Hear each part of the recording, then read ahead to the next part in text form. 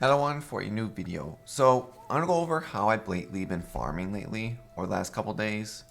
So to get the mageblood card. So one of the strategies I've been using, I've pretty much been changing up about every card, just for fun. But the one in the background is the one I use pretty much to farm the last 3 cards, which is pretty much the delirium strand strategy. It's actually the first time I've ever actually done this, and it's actually really strong to do. There's the fact that I'm turning the volume off. I can figure out how to. So the strategy is really good. You average between, if you have a good run, between 60 to 180 splinters. It just depends on how lucky you get with, getting blight. Can you kill the blight? How much monster density do you get? It depends really on that kind of stuff. It's random. I've had one. Actually, I can probably lower it. Find my mouse. Hold on, lost my mouse. There you are. Probably slow it down a little bit then. So, like, it's not the easiest strategy to do. You definitely need a build that can either tank this or deal a lot of damage to it. So, pretty much the strategy I've been doing is running the fax, hit the blue sentinel. I'm using the same, and then hit the, kill that, get a red sentinel, kill those, blue sentinel again in the shrine areas, and then just loot at the end like a headhunter playstyle pretty much. Kill, then go back and loot. It's pretty much an old strategy we did back in the day with headhunters. But pretty much I'm using Alva, the more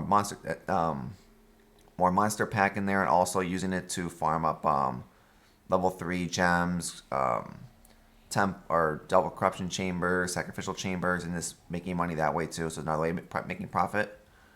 So it definitely is not the quickest way of making money, but it's real interesting if you can do it.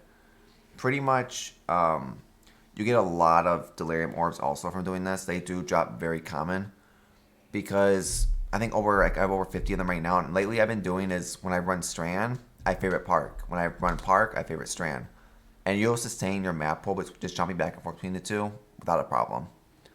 I think by the time I ran like 20, you'll pretty much never run out. And also when I run park, I just throw a delirium orb, the shittier ones, on the park map and run that too to see if you get a boss. Because if you get a boss, you have a chance of getting the very expensive jewel. And also they do drop cluster jewels, high level ones. I got like an 84 minion, or I got an 84 minion one from there, tall passive. So they do have money ones in there. So you got to do a lot of them to get the money out of them. But that strategy is pretty much, I just didn't change the map at all. Just threw the orb on it, ran the park, and that was it. So the strand strategy is it's extremely rippy the way I've been running it. I'm running with the Cosmos, so I do die very often. That's why you can see during the background I put up a lot of safety portals up throughout the map because I don't have a cast death portal set up. But if you can if you get the blight in the beginning of the map, it's a lot better than the end of the map because that blight is extremely strong when you add all these modifiers to them, like stupid strong, point where you can almost not kill them anymore. And then also during these, you can on the sextants. I pretty much am using the deli sextant because they're so cheap this league. 22 chaos for a for 4 uses. It's worth it. 100% chance. 100%. I'm using the Alva one just for 20 chaos because I ran out of Alva missions. And then if you want the 2 other ones, you can use the guaranteed blight one if you want, which is like 3 chaos, stupid cheap. It's just if you run it, they're going to it's gonna be a little bit rippy, but you'll get a lot more splinters if you can at least kill some of the mobs. It definitely does pay off very well. I'm trying to think what else. And then the last sextant doesn't matter. If you want it for 10 chaos, use the one that doubles your progression bar up faster to get more rewards. You can do that one. And you definitely do notice the amount of more orbs you get too at the end. So it's definitely a really good contender one. Or just throw a pack size, throw whatever you want at the last one. Or wait, like right now, I think towards the end, I was doing just Alva and Delirium because I ran out of currency. And like those are the most 2 important ones. And Blight usually shows up pretty commonly with the Atlas tree I'm using right now. And then pretty much, we're just farming this. Simulacrums are pretty cheap right now. It's about 3 of them for 1x, which is very cheap. So about every 4 maps, you should get a simulacrum splinter. So you get it guaranteed, 0.3x that way. You're running the invitation, so you have more chance of getting money. Shrines don't really show up that often. You could definitely do the blue shrine instead, which might be a better profit margin. I missed doing the red one because of the challenge anyway this league to work on. But it's pretty straightforward, you know. The strategy. But the maps do take a long time to run, about 7 to 8 minutes per map, though, as a heads up. If you don't have a good build, like mine's not the best build for this. It's not upgraded at all, which I'll go over the build in another video. But pretty much, like, the build is, come on. Like, a lot of the times, too, you'll end up, when I run these, is I stop pretty close to the boss before I run out of the foggy thing. That's usually when I run out the most on it. So if you run out before the boss and don't have a blight, you're probably gonna get like around 50 to 60 splinters. If you can kill the boss, you'll probably guarantee yourself about 100 splinters. If you have the blight, you're probably looking at close to 120 to plus splinters. The blight is a massive increase in profit. I'm trying to think what else. Yeah, it's the end. Show the end real fast.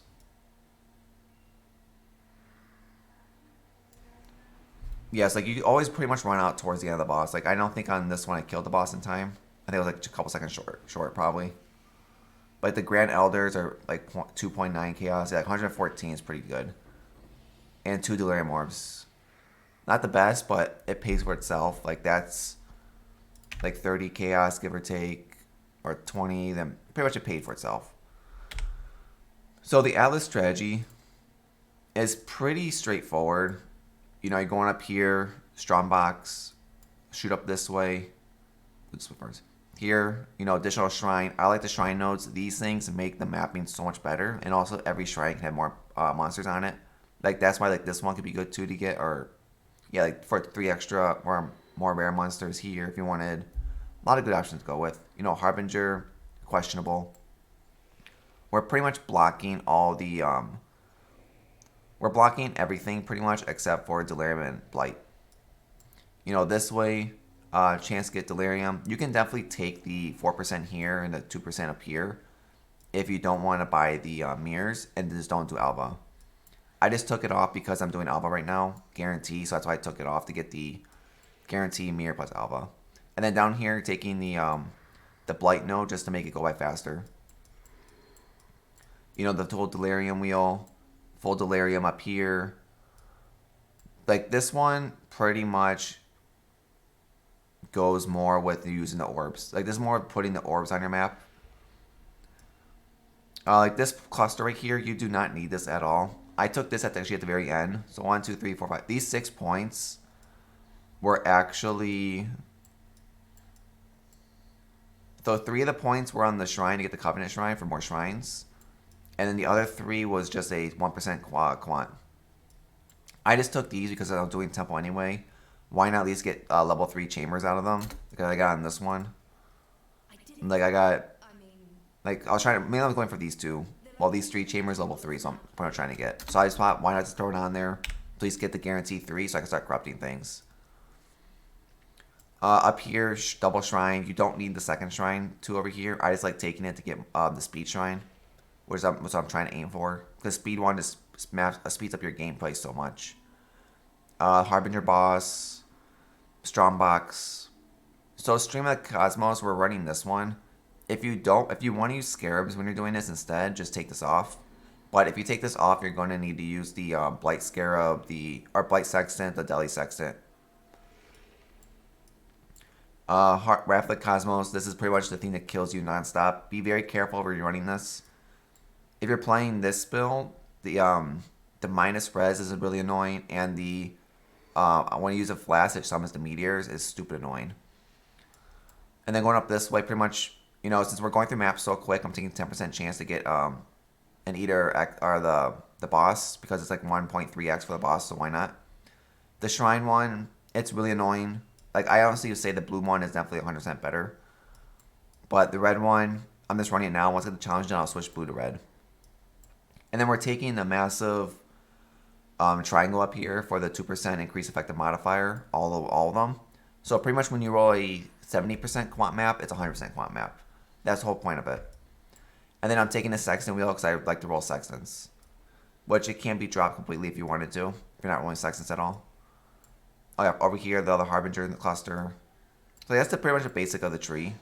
I don't even have all the points on it either. I'm missing 2 still. I've been too lazy to get them. So if you have those 2 points, you can even add more if you want. I'm trying to think what else. We can do this actually. So we got the 5 cards actually, finally. And also Sentinel. I am using Sentinel on every map. So like this is the basic tree that someone showed me. You know, we're going from here. We're grabbing the additional beam. More beams. Does not consume charges. Empower. More empower monsters. The blue one going down this way. Going for the normal rarity. So pretty much chance to upgrade. Duplicates. Rewards are most likely less common. It's still a very questionable one, but we've been using it. More Sentinel rewards. Deploy additional time. This is probably the best one, to be honest. This one, getting to use 2 blue per map, and you get so many of these, is one of the best nodes to take no matter what. And then more, and also it spawns packs on deployment. So it's, you know, more easier to get the full 100. I think what else? Anything else we missed on this? I don't think so. We can do this actually. We'll turn our card in. Yeah, we got a 4 roll actually. I'm surprised. We got perfect, cold, a little bit off. It's actually a pretty good roll actually. I'm not buying it. Cold is perfect. The flask is perfect. So 4. So we're 7 off perfect. It's not bad actually. That'd be worse. But that's the end of the mageblood farming. I'm gonna pretty much keep upgrading this build, which I'll talk about in a different video. This is like the mid-budget version of this build. This one we're gonna try to push it now. You know, we're gonna probably do some magic find this league. I want to kill all the Uber bosses on ED Contagion most likely, depending on how I feel. But now the fun part. Where are we gonna go from here? But hope you like the video. If you like what you see, subscribe below. Come follow me on Twitch. I'll have the build guide up for this video, for this build should be next without the mageblood, because I'm not gonna use the mageblood to make the video. So I'll probably just have it with the crystal belt, which is, you know, not worth anything. And then the mageblood version will be like a future version. But hope you like the video. Hope to see everyone on the next one.